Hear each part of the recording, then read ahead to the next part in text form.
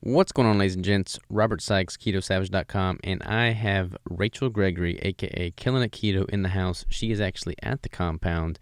She flew in. We've been talking shop and talking nutrition for the past couple of days, and I figured we'd record a podcast while we were at it. So this is going to be a YouTube video and a podcast. So whether you want to listen or watch, you have your options. We talked deep about nutrition. We talked about training. We talked about keto for women specifically, hormones, calories, all that good stuff. So sit back, relax, enjoy this podcast with Rachel Gregory.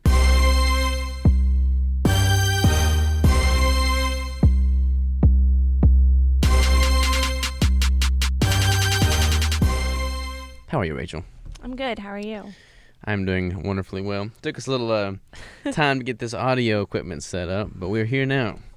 Yep. Rocking and rolling. Rock and roll. You look tired. Why are you tired? 'Cause you got me up at 3 a.m. 3 a.m.? What do we do at 3 a.m.? Work out? Well, you were up at 3 a.m. I was up at 4 a.m. Drank some coffee. Yeah. Lift some weights.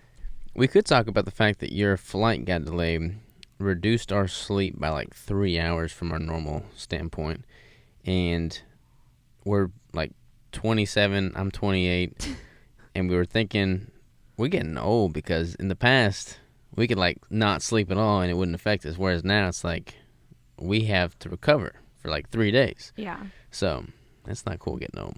Yeah, it definitely catches up to you. Takes me like 5 days. 5 days? I don't know. It's probably about the case with me too. I've become like cranky. Like if I know that I didn't sleep well and I know my performance is going to suffer that day, like it pisses me off internally. Like I need to like just be selfish and not let anything happen until I get my sleep in. No, I'm the same way. It's like my brain is just not on point, and then it just screws up the rest of everything. The rest of everything? Yeah. So, first of all, why are you here at the compound? Just wanted to come hang out, see what you're doing with your life. Hopefully I'm doing good things. Hopefully. Yeah. No. I mean, I've obviously watched you grow your businesses for the past 4 years. We're almost in 2020. Yeah, so I guess technically I launched in 2016. Mm-hmm. So I guess 3.5 years now. Yeah. And that's when we met. We met in person at the Metabolic Health Summit in 2018, right? Yeah, but we had No, that was this year. Yeah, that was this year. So we met in person for the first time this year. 2019. Yeah, but That's we were crazy. we met in 2016. We're like friends and became more friends via the interwebs. Yeah, podcasting. This is my third time on here. This is the third time on the podcast? Yeah. Wow, that's crazy. It's good though. Yeah. You've gone like all over the place. You've done a lot with your business, so I want to dive into that for sure. And I feel like you've gotten a lot of clarity in the direction you're wanting to take things, both from a brand business standpoint, but then also like how you're going to add value to the space standpoint. So I want to talk about that for sure. You want to just like give everybody an introduction on you, that if they haven't heard the first 2 podcasts, which I recommend everybody does, but like a quick intro plus kind of where you're taking things. Sure. So I got into the keto world back in 2014. Yeah, I'm losing track. Back in 2014, I was getting my master's degree at James Madison University in nutrition exercise physiology, and I needed a topic to do my thesis on, and I came across keto. I was doing CrossFit at the time, so I ended up doing the first study looking at the ketogenic diet in CrossFit athletes, non-elite CrossFit athletes. I always have to preface that. Yeah. And that was what brought me into the world. It was a really successful study. Once I graduated, I kind of went on to do a little bit more research into everything keto, adopted it for myself as a lifestyle, and then I worked for a supplement company for a little while as their nutrition scientist, and I figured out that it really wasn't for me, and that I was actually I kept getting more and more passionate about just keto in general, and this is when it started to get popular around that time. So I decided to just leave that job behind and move out to San Diego and just kind of start new beginnings. Wasn't really sure what I wanted to do. I knew I wanted to pursue something within the keto space and just, research or, something like that. And so I ended up starting to do some work for some other keto companies, some writing, some research, things like that. And then I ended up writing a book, which is... When did that go live, the book? So it's been a year. So it came out September 2018. Gotcha. So about a year and a few months, right? Yeah, we're in December. So I wrote that, and after that, after I wrote the book, I was kind of in this place where I didn't really know like what I wanted to do next. And I was also in a place mentally and physically that I didn't want to be in. So over that year... How so? Elaborate on that. Mentally and physically, what does that mean? I was just like burnt out. I mean, writing a book is... if anybody's written a book before, or it's just like stressful. And it wasn't just the book, it was just like other things as well, just, personal stuff, and even just like moving to a new place that takes a while to adjust to. And so I just kind of had all these stressors that I wasn't really paying attention to. So I was kind of letting myself, not letting myself go, but not being mindful of my own self-care. And so I was trying to help a lot of other people. And I was also working with some clients at that time, and I was helping them through, working with them through nutrition and fitness and keto in general and like all of that. And so I was helping them achieve their goals, but I was lacking on focusing on my own goals. So I actually ended up getting injured. I injured my back. It was probably like a month after I finished writing my book.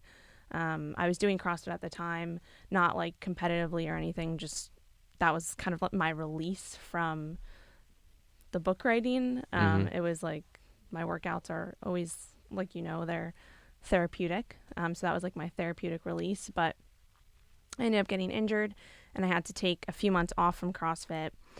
And that brings us to January of last year. So about a year ago, I kind of had this like epiphany.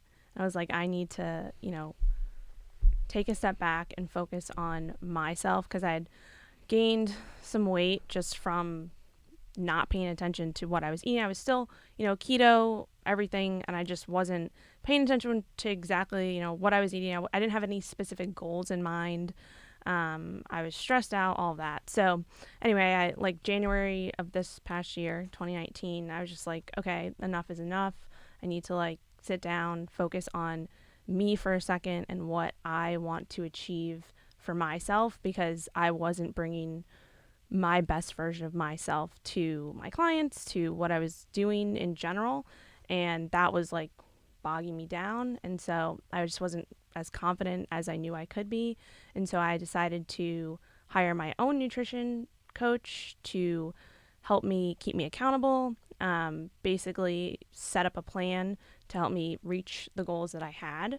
And it wasn't necessarily the nutrition side of things, because a lot of people think, oh, if you're a nutritionist yourself and a strength and conditioning coach and all of that, like, why would you need someone else to write your programming or write your nutrition plan or any of that? And the kind of epiphany I had to myself was like, well, yes, that's true, but if you look at like the most elite athletes in the world, they know what they're doing, right? But they all have coaches. And so it's not the fact that you know what you're doing, it's the accountability part. It's the fact that you have someone to bounce ideas off of and all of that. So I can ramble on forever. No, it's funny you mentioned that, because I was talking to a client yesterday, actually, of mine, and they asked me if I had a coach. And I don't have a coach. I haven't had a coach in a while because I don't know any other coach that does the kind of nutrition protocol that I'm kind of doing and following and innovating. But in my first few competitions, when I did have a coach, not my first one, but my second one, like simply having somebody to take your mind off the day-to-day manipulations frees up and is liberating. And then you can focus on the things that you have direct control over. Like, if you don't have to worry about your macros, you don't have to worry about your training, then you can focus on your living. And when you're trying to juggle all things, especially if you're new to it and you don't have any perspective on the matter and you don't know what you're supposed to be juggling in the first place, trying to juggle it all as it comes is like, it's a uphill battle both ways for sure. Yeah, exactly. And my thing was that first of all, I was like doing CrossFit and stuff, so I started writing my own programming, and I started doing just bodybuilding type lifts.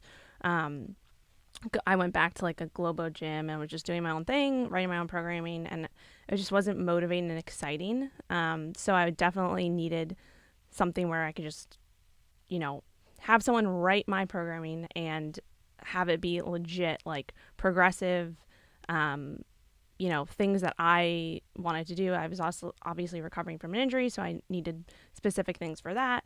What'd you do to your lower back? So I don't know. I didn't do anything specifically, but I did, like, I think it was just I was ignoring something that I had done for a little while, and it just was just built up and eventually kind of just messed up. I think I got an x-ray and I did some physical therapy, but I think I was just really like overdoing it. I think I probably had like a little bit of a bulging disc, but yeah, it was just like super uncomfortable, and I really couldn't do anything for a little while. So that was also depressing too, because like when working out and lifting and stuff is your release, like when you can't do that, what do? Yeah. Obviously so it's not good. Yeah, not good. I had an injury in my back, like I pulled a facet joint or something like that, and like I hit the ground, I was like immobile almost for 2 weeks. Yeah. And when I broke my toe, I couldn't really lift as much then, and that just makes me mad. Like, I don't like not being able to work out. So being proactive with your training, injury prevention is pretty key. But it's hard for like type A personality people to not go and do and be. Yeah, for sure. But yeah, I went through kind of my own transformation. I ended up setting a goal to do a photo shoot. So that was like kind of the end goal for me. And so I went through a 6-month transformation. I ended up losing like a little over 20 pounds. And that was, you said how long? 6 months. 6 months? Yep. Do you remember what your like caloric stats were like at the onset and at the completion? So I wasn't up until like I decided to actually like take the plunge and set a goal and hire a coach and all of that. I wasn't tracking religiously at all, but probably somewhere around when I did start tracking to see like what I was consuming, because obviously you need to start tracking to see what your calorie intake is before you start a cut or anything like that if you don't know.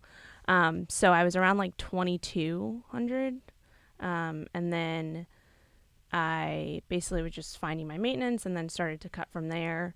And my coach actually, I wanted a coach who was outside of keto and everything like that. Like, I wanted someone who I didn't know at all.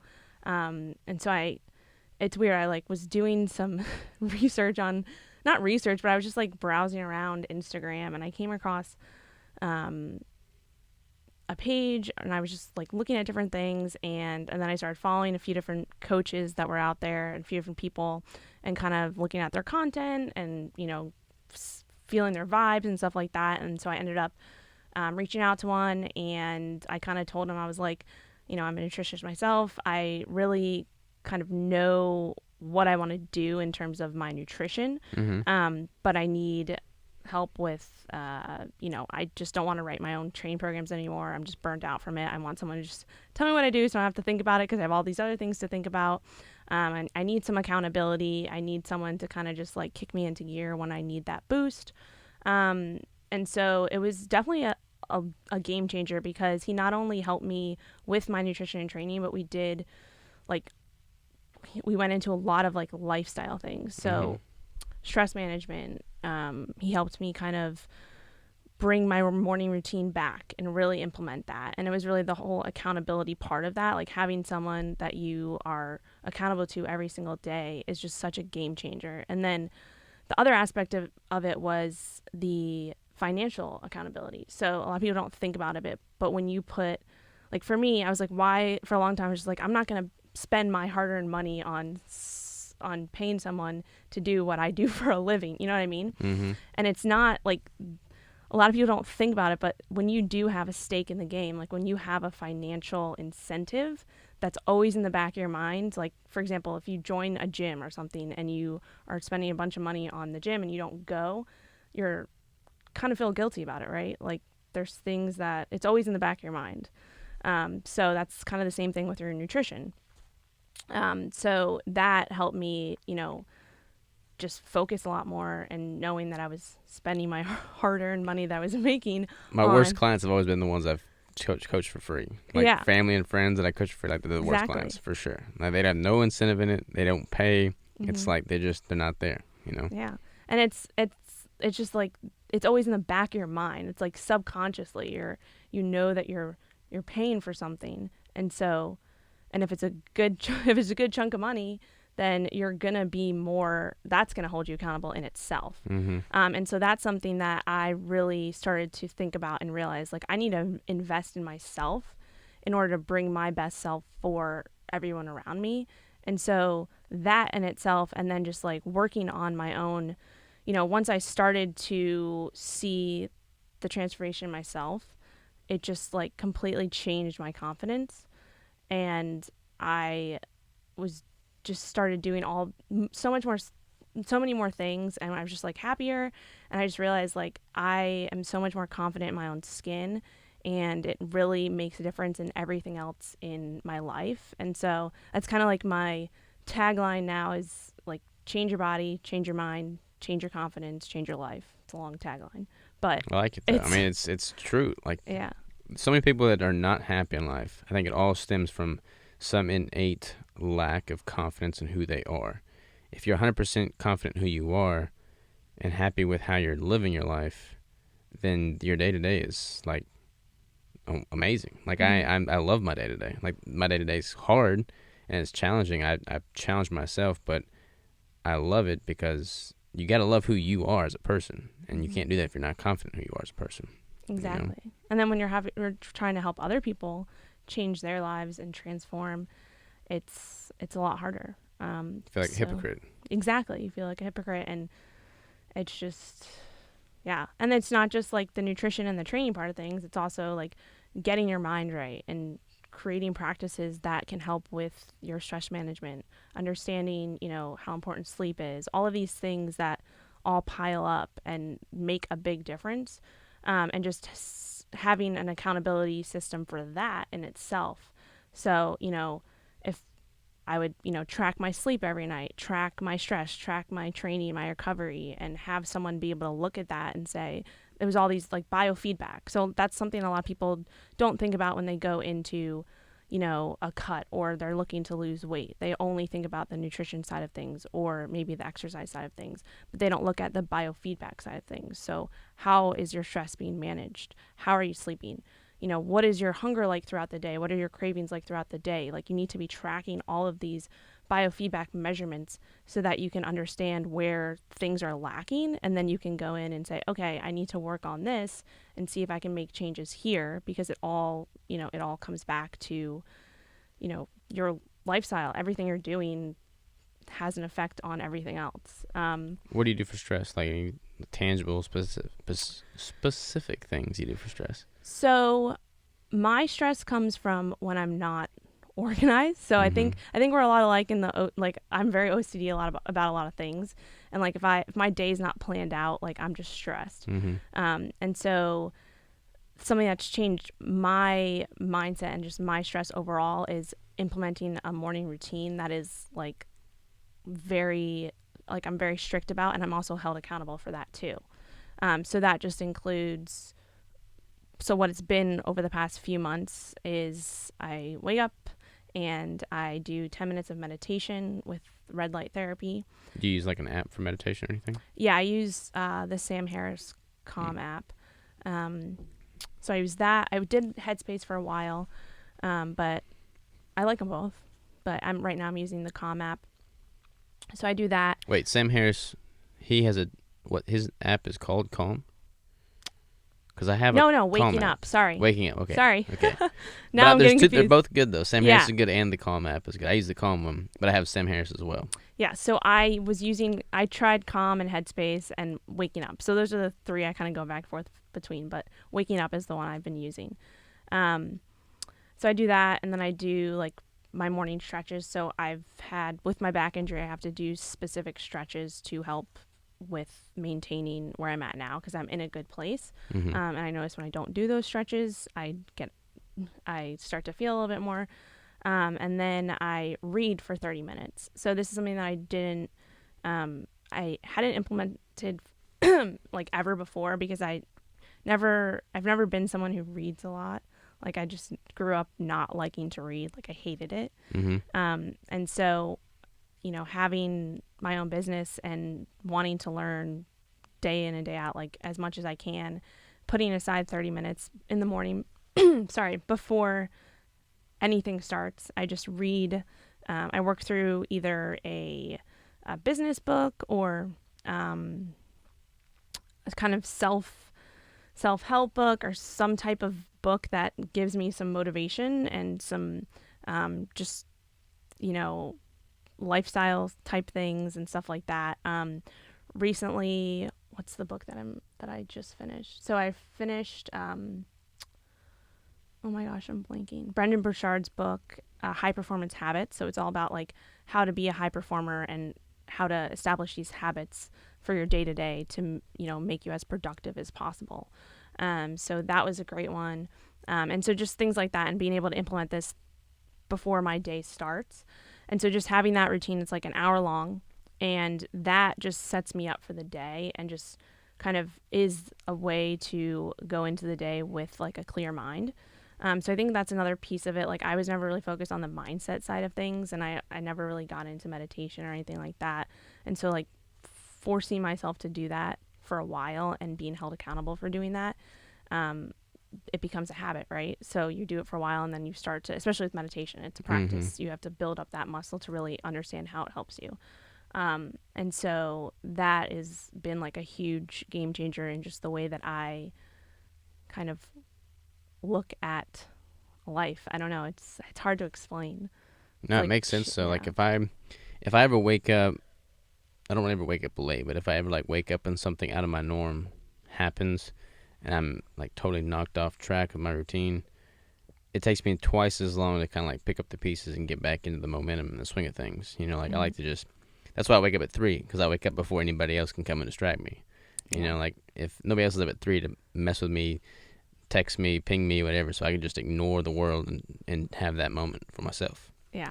Crystal doesn't even wake up at 3, so like I get a couple hours. I get an hour before she needs anything. I give her some coffee and then I call it good.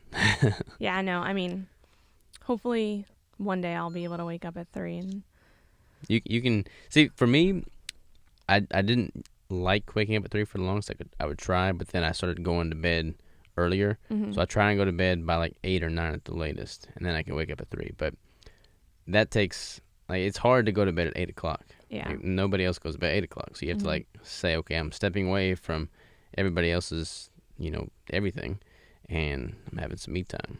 Yeah. But that's not easy either. Yeah, especially like when you like, if I like try to end that's another thing. Like I try to end my work day, it depends what it is, but like at 7, and so like I need 7 to 8 some days. Depends, but usually, I mean, recently it's been later. But as you have your own business, there's just like people think, oh, you have your own business, like you must be able to work whenever you want and like have so much free time because you're your own boss, and it's like complete opposite. And because all you want to do is like work because that's your passion and that's like what you love doing it, right? So it's hard to turn that off. And so like if I turn off at 7 or that time, I need a few hours to like wind down and disconnect. like get my mind off of it, or else I won't even be able to fall asleep because what do you do for thinking. That? Like, how do you disconnect? So I mean I've tried to do some more reading and like journaling at night. I haven't been very great with that. So I honestly I like to watch TV at night a little bit. Like an hour of that, because that's the only thing that I find that really just like I can just be like dumb for a second, Mm-hmm. and it just like gets me sleepy. And I try to like not be on my phone. Sometimes I end up scrolling through Instagram and stuff like that, but I have been recently trying to implement more journaling before bed. So kind of just do like a brain dump before bed, on especially on days where things are just like crazy and I have so many ideas running through my head. Those are the days that I have trouble falling asleep. So if I write everything down on paper, like right before I go to bed, it's like crazy what that does. Like you just write everything down and it's out of your head because it's on paper.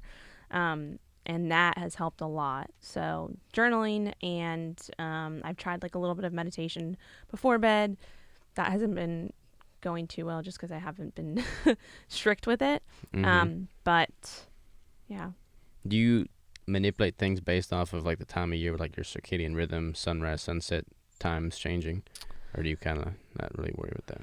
Not really. I mean, I've never really played around with that. What about you? I've been kind of out of luck lately because I had a good routine going when it was getting darker much later because I had enough daylight after all of our employees left where I could grill a steak, shoot my bow, and then wind down that way. But now it gets dark so early. Like they're still here working, I'm still working. It's too dark to shoot the bow.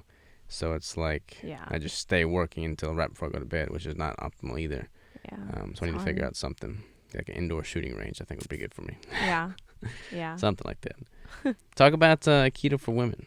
Yeah. So after I went through kind of my transformation for those 6 months, I, you know, started learning a lot more about just, like I said, the accountability part of things, the education part of things, and like all of these different factors that a lot of people don't know or think about when they go into, a weight loss program or something like that. It's really, you think, okay, nutrition and exercise, that's like mostly what you think about.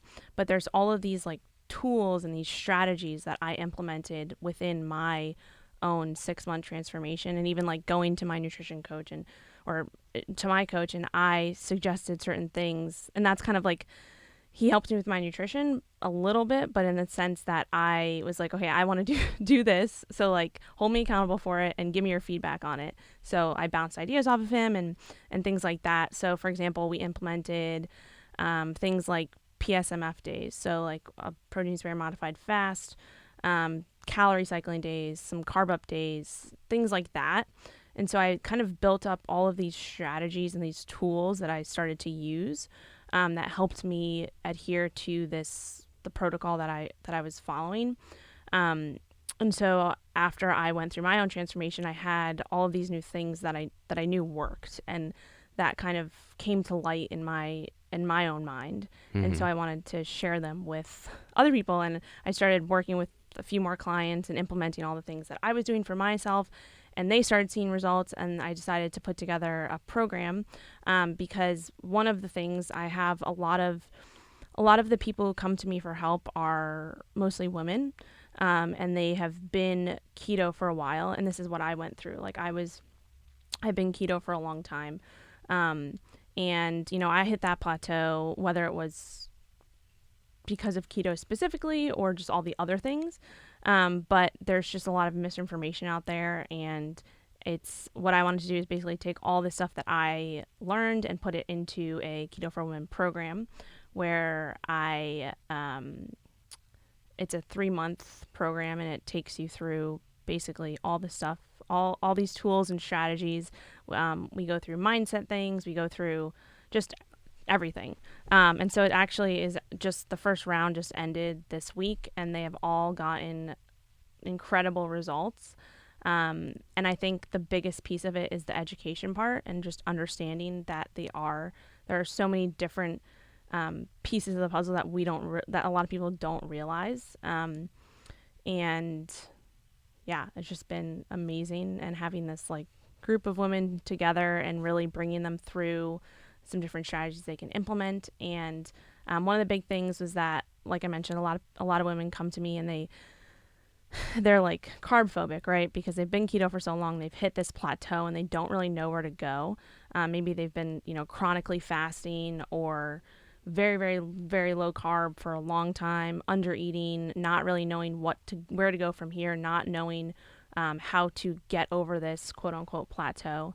And so that's what this program is set up. It's basically a fat loss specific program, but we go into hormones, we go into, metabolic flexibility, fasting for women specifically. What else? Just fat loss in general, like a lot of concepts and strategies, like I mentioned, like calorie cycling, fasting, carb ups, all of these different things that people don't realize or know about or are not educated about. And so I teach them about these things and give them the tools. And the goal is that they can go through this 12-week program, learn all these different strategies and all these different tools, and be able to have them in their back pocket for the rest of their life and be able to use them. Because there's actually a statistic I came across the other day. It was like 95% of people who are overweight, or no, 85% of people who are overweight or obese will lose weight. 95% of those people will gain that weight back within 3 years. Mm-hmm. And like, I think it was like 30 to 60% will gain even more weight back after that. I might have butchered those numbers a little bit, but you get the concept. Yeah. And I think the huge thing there is because you're just not like, yes, I think anybody can lose the weight if they, put in a good chunk of time, to do it, or like they're really strict, but it's the education piece of it and the accountability piece of it and the adherence and all of that really is the game changer for that sustainable weight loss or fat loss. I feel like within the keto space specifically, there's so many different things being talked about right now by so many different, quote unquote experts and people that actually are experts. And like if somebody had never that was not in the keto space, earlier on, they just came into it now, it would be like, oh, where do I even begin? Mm-hmm. There's just so much information out there, and a lot of it is conflicting at first glance. Like a lot of it's just conflicting in general, but a lot of it's conflicting at first glance. Like if you don't know this foundational stuff, then there's no need to worry about this stuff. Mm-hmm. And you multiply that by all the other dieting protocols out there, whether it be flexible dieting or just whatever. Mm-hmm. If you're just coming into the fitness and health and nutrition space in the first place and you don't have a clue what you're doing, like that's paralysis analysis amplified tenfold. Like I would not even know where to start. I dive into like a camera forum, like if I'm trying to learn about cameras or something to record a better YouTube video. I'm not camera, I don't know hardly anything about cameras, but I start diving into all these forums and I'm like lost in 10 minutes. Yeah. So that's amplified with nutrition because there's just so much information out there. So for you being able to break down a lot of these concepts that people have heard about, are curious about, but don't really have a tangible, specific roadmap, I can see that being advantageous for sure. Especially, focusing on women specifically, because I feel like most of the keto space is comprised of women. Mm-hmm. Men obviously need and can benefit from keto too, but I feel like there's a lot of women in the space that are coming to it to improve their hormones, to improve their composition, and having like a tangible roadmap like what you've built is advantageous for sure. Yeah. I think there's a lot of noise out there, and it's just hard to know like where to start. And a lot of women who come to me are looking for fat loss, and a lot of them went keto for a long time and they saw really great success, and then they hit this like kind of plateau, or they just didn't know where to go from there. And that's kind of like the Keto Farm program is for those women who have an understanding and have been kind of keto adapted and understand keto and are just looking to break past whatever roadblock they've hit. And so I can say with confidence that all of the women who have gone through the program this first round have had like amazing results that I like. With it being the first round, I personally didn't know, exactly what to expect as I was bringing them through this, because I was going through it as well, with it being the first go around. But they have just like week in, week again, every time we do weekly check-ins, it's just like they've learned so much, and I can just see their confidence built from the beginning. And, with the ending coming now, it's like, makes me super happy that I can share all of these tools and strategies and like actually educate these women so that they, after these 3 months, it doesn't end. You can't just go back to doing what you're doing before, but now you're educated and you're aware of what you're doing. You understand it. I think that's the biggest roadblock is like people are like, a lot of people just want you to tell them what to do. But when if you're not educated on it, you don't understand why you're doing what you're doing. Mm-hmm. Then you're never going to be able to sustain that. You're never going to be able to, even push yourself further than that. So that's kind of what my whole thing is. With that female demographic that you just described, what are the top 3 biggest mistakes that you see that demographic making in the keto community currently? So I think one of the biggest things is like fasting, like chronically over fasting, has been huge. I think with women, fasting can be a little bit more stressful, especially with like the way our hormones are, and like fasting too long or fasting too frequently. Both, yeah. I think that because fasting is it's a stressor, right? It's a stressor on your body, and it's a good stressor, but just with anything else, like too much of a good thing. I mean, too much. What's the saying? Too much of a good thing is a bad thing. Exactly. And I've gone through these things too. Like I went through a period of time where I was, fasting every single day, like 16, 18 hours. And like, I felt good, but then I got to a point where my cortisol was all messed up and like just went down the fasting rabbit hole is what I like to call it. So that's a big one. I think, just being carb phobic, like severely carb phobic, is a huge issue. I went through that as well, where I was like, I started doing keto, I started living the lifestyle, and I had amazing results, and I was like, I'm never going back. I'm never, eating a sweet potato again, even though I love sweet potatoes. And so I got to this point where I was just like stressing about that. Like, I would just not that I wanted to eat carbs, but like I would find myself, trying to find some keto ice cream, or like I'd be craving something and I'd go and get like a keto ice cream or something like that when I really just wanted like a sweet potato. And so for me, it was like, why would I, why am I so scared to eat a sweet potato when it's a real food? Like I don't need to be scared of that. And so when I started, that's something that kind of throughout my transformation too, I started incorporating some carb ups and realizing that like I obviously focusing on real food that comes from the earth, right? Mm-hmm. Not like garbage crap. Right. And so that's one thing that I went from being, we all went from being fat phobic, and I feel like that's something that's happening now, is a lot of people are becoming carb phobic. And I'm not saying like go out and, eat a bunch of carbs. It really depends. It's so specific for where you're coming from, where you've been, what your goals are, all of that.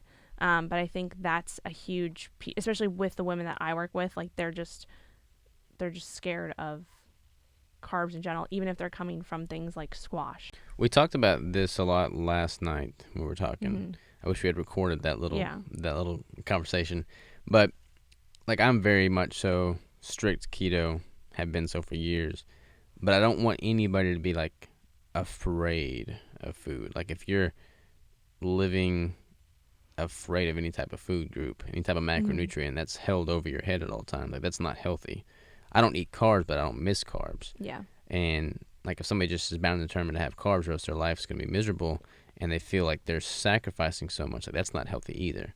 Mm-hmm. So I liked what you were saying last night about, you want to be in a good spot mentally, and that needs to be the case no matter what diet you're following. Yeah. And I mean, I still think, and I also think it comes down to,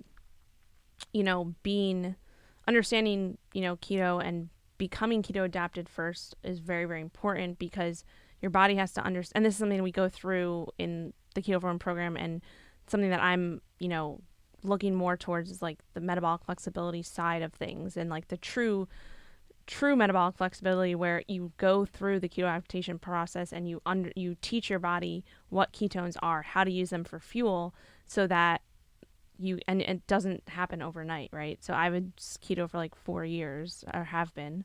Not that I'm not anymore, but I'm a little bit right now. I'm like kind of in this lower carb place where I feel good. I'm not necessarily in ketosis every day, but I can get back into it fast and not, if I need to or if I want to for mental clarity, or even though like I feel good now, but like if I do want, if I want to be in ketosis, I know how to do it. And I know, and my body is used to that.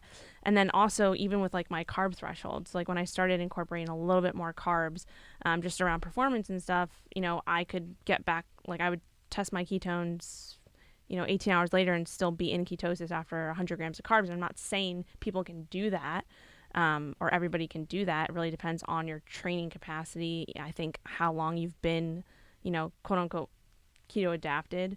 But also like what your goals are. And like I was saying, if if I'm afraid to eat, like some sweet potatoes or squash or like real whole foods, like that shouldn't be the case. Like if you're going through that, in my opinion, if that's something that you want to incorporate into your life, but you're scared that you're going to like blow up and gain all this weight because you had, one sweet potato, I think that is an issue. And it goes back to being like scared of food. Like that's an issue in itself. And so I have a lot of women who come to me and they're just like very, very carb phobic. And so the goal is to kind of teach them these strategies about how you can implement these things if you want to, in realistically in your life without it being a huge stressor, because it all comes back to stress. Like the more stressed you are in anything, like the less results you're going to see and all that. Yeah, I feel like the hormonal, cortisol as an example, if you're stressed out, like that's going to hold on to body fat more. Like you got to get that figured out before you can try and manipulate another variable. It's kind of like people that have a ton of credit card debt and they're trying to like make it big with the stock market. Like you're going to have to pay off those high interest credit cards before you try and make an average interest on some kind of stock. Like you have to focus on the most bang for your buck. And I feel like cortisol, and stress levels is definitely one of those big hitters. What was the third thing? I'm forgetting the question now. Top 3 mistakes you see that women demographic doing now. Fasting. Yeah. So I think also being, the idea of yo-yo dieting and going back and forth between that. I think the issue with that is that a lot of people in general just kind of go into a diet or a fat loss, phase, thinking that, okay, I'm just going to go in, and like you have to understand that there is some type of nutritional periodization. Like a lot of people think, periodization, you think of it in terms of exercise, but there's also like periodization in terms of your nutrition throughout your, like, say if you look at a yearly basis. So if you are consistently in a deficit for a long, long time, it's going to mess with you. And so I think educating and understanding that you have to you can't just live your life in a quote unquote deficit or chronically under eating, because it's just, that's not advantageous to, seeing results. So you obviously have to be in a deficit to lose body fat, right? Like, do you agree with that? It's funny. It's a good question. Set me up here. So, yes, the calories matter, basically, was that boils down to. You got people in the keto space that say it's all hormonal based. Calories are not an issue. You can lose a bunch of weight while you're in a caloric surplus, energy surplus. And like, I don't know, people just have lost fundamental basics, I think, because calories matter. Like, it's not a free for all. Like, you have to be able to manipulate calories. And anytime I go through a contest prep, that's what I'm manipulating. Like, I'm titrating calories down. I'm not just eating whatever I want and focusing on hormones, because you can't really adjust your hormones as easily as you can adjust a lever on your caloric intake. So calories matter, hormones matter, lifestyle matters. It all matters. So yeah, it's kind of a long-winded response, but yeah. No, I completely agree. And I think that if people, I saw this saying, it was like, if someone tells you calories are all that matter, run. If someone tells you that calories don't matter, run, or something like that. Yeah. I don't know. That butchered it, but I saw it and I was like, yeah, that's right, because it's like calories matter, but hormones do matter, and it all plays into each other. And Yeah. and that's why the whole biofeedback aspect of that, and not just like tracking your macros, but tracking all of these other components that you can see and be held accountable for, is super important, so that how to like make changes and make manipulations when something when you do hit a plateau or something like that. So I think that it's just really being aware of these things and understanding what it means to go through this, and all the different tools and strategies that you have, and being able to pull from those as you go through your life. Yeah. I think you mentioned living in a chronic caloric deficit. I feel like if I had to pick one thing that I see that demographic doing wrong, it's eating at a chronic caloric deficit, because that's going to have an impact on your hormones, on your stress levels, on your sympathetic state. Like far too many women and men and just people in general, they just chronically undereat. They're following some kind of crash diet at all times, and then that has a long-lasting effect. And I think I said it at KetoCon, but I recommend like a minimum of like a 3-to-1 ratio of like, if you're cutting for like a month, you need to be at a maintenance or building a surplus for 3 months. And you basically said the same thing last night.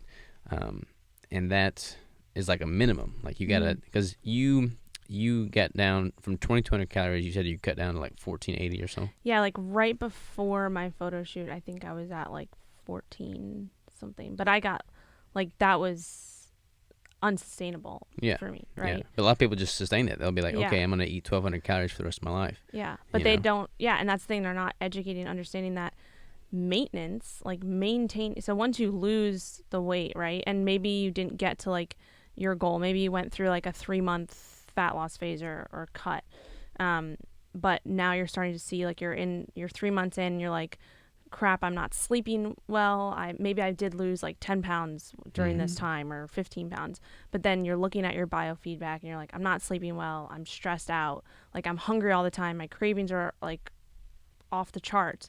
That is when you have to take a step back and say, okay, I need to take a break, right? Have a diet break to basically now learn how to maintain the 15 pounds that I've lost. And it's not just you're taking a break psychologically and physiologically. So you're bringing your hormones back to where they should be by bringing your calories up to your new maintenance and finding your new maintenance, because that's another thing that a lot of people, don't understand, is that like if you lose, 20 pounds or plus, or 30 pounds plus, or more than that, like you probably your maintenance is probably changed, because the smaller you are, the less calories in general you need to maintain, to function. And so a lot of people, I think one of the reasons why people gain a lot of the weight back is because they go back to eating the same, calories that they were before. But you can build back up to that, I think. And I think a huge part of building back up to that is muscle, and building muscle, because muscle is, obviously we know it's much more metabolically taxing. So that's another huge piece of the program that I talk about. But just, going back to that maintenance. So once you can kind of, get that, basically take a diet break, right? Like bring your calories up, to your new estimated maintenance. And there's all these, ways to figure that out. And then just practice maintenance, right? Practice that for, 2 months, and then go back into a cut. And so a lot of people look at, fat loss as this line that goes straight down, like diagonal, right? But I think it's like goes down, right? And then you have to maintain for a while. And then when you have another goal, it goes down again. You got to maintain for a while until you reach, your optimal body composition. Yeah. For what I would you even want. argue go up. Yeah. And then, because like for me, I take much longer than a 3-to-1. Like my last cut was in 2016 and 17. Through the end of 2016, beginning of 2017. I haven't cut since now, almost 2020. But each time I transition into a cutting phase, I get leaner than I was the last time I was in the cutting phase, because my body becomes more familiar with that process. It responds more, effectively. Everything's just much more streamlined. And then as I transition into a maintenance and building phase, my metabolism ramps up. My composition improves. So like each time I go back up in calories, I'm able to maintain a leaner physique than I was the last time while eating more calories than I was the last time. So each time I go back into a cut, I have a longer caloric runway from which to taper from, basically. Yeah, exactly. And people you're like don't building get more that. muscle too. Yeah, I build more muscle. Everything improves. I mean, I'm literally losing weight right now, eating 3,200 calories. I would not have been able to do that, 5 years ago. I was down at like 1,200 calories at one point. I'm never gonna have to go down to 1,200 calories again. And I feel like people should prioritize that and like know that it's gonna be like a polyphasic approach to reaching any kind of compositional goal. Like you can't just make it linear, like you were saying. You have to adjust and know that each time you cycle through these phases, you're basically going to be resetting and improving your body's set point. So yeah, I totally agree. And I think having someone to keep you accountable for that too is super important. Like for me, my photo shoot was 3.5 months ago now, and I still have my coach and pay him a good chunk of money a month to keep me accountable, in the sense that I'm trying to maintain now, and now I'm like I've been reversing out of my photo shoot, and I'm kind of back up to not where I was before, but I've been focusing on building muscle now. And I did actually build a good chunk of muscle through my cut because I was following a progressive program. Whereas before that, I was just doing CrossFit. I love CrossFit. CrossFit's great, but it's really hard to, build significant muscle in a progressive way, because you need a progressive overload. You need a training program that you can manipulate. And with CrossFit, it's great. I've seen a lot of people lose weight successfully using it as like a tool, but obviously nutrition is a big piece of that. But for me, like building quality muscle never happened in CrossFit. It was having a plan that was periodized and strategic. And so that's something that I think there's a little bit of education behind that too. But yeah, so just coming back up to, maintenance for me, reversing, building more muscle. And I think that, a lot of people don't realize the more muscle you have in your body, the more you can eat, because muscle is so metabolically taxing. And that's another thing with women that I think it's gotten a lot better over the years. Like I feel like we don't go in the gym. I mean, I feel like we still do, but, go in the gym and see all the treadmills taken up. Now we're seeing more people are starting to realize that, muscle's where it's at, and building, quality muscle is what's important if you want to, change your body, change your composition, and be able to eat more food. Yeah, that's a good point. Like I see so many women asking and prioritizing questions surrounding cardio to lose body fat. It's like, just lift weights, you know? Like, there's definitely a place for cardio, but again, kind of like what we were saying before, you have to prioritize where you're going to get the most bang for your buck. And if your goal is to build muscle or lose body fat, building muscle is going to be the most bang for your buck. Yeah. And you're not going to get that on a treadmill. Exactly. Or at least focusing on building muscle, even if you're in a cut. Like for me, my cut was, my focus was lifting, right? And I did basically no cardio until the last probably 2 months, but I titrated it in. So it's not like I started off, and you explain this a lot too, like you have to use cardio strategically as a tool, because cardio is very, very easy to adapt to. Your body adapts to cardio very easily. When I'm talking about cardio, I'm talking about more like steady state, lower intensity, moderate intensity stuff. Even high intensity stuff, your body adapts. But with resistance training, it's very hard for your body to adapt, and there's so many different things that you can change within that that I think a lot of people don't think about. So on the topic of training, give like a good, actionable, tangible plan that people can use for progressive overload. A lot of people don't know what progressive overload is. So like, how would you define that? I guess is a good way to put that. So I think the simplest way to define it is basically just doing a little bit more every time you go into the gym. So you have to progress and overload yourself. Yeah. So it just comes down to, maybe you're doing 1 extra rep, or you're adding 5 extra pounds, or even 2 extra pounds. Just doing a little bit more, and you're progressing through a program. So I think it depends on like your training program. It depends on, what you can adhere to too, and what you enjoy. So obviously, if you're someone who you don't think that you can, and this was me for a while, like this is the reason why I enjoyed CrossFit a lot, because it was, I was in a competition setting. I really enjoyed it. I was I was able to not, think about things. It was a quick in and out workout at that point in time. That's where I was at. But I also was doing that for a while, and so I need to switch things up. And so I think, for me, having for my training plan when I started in January, it was 4 days a week of an upper lower split, where it's upper body 2 days, lower body 2 days.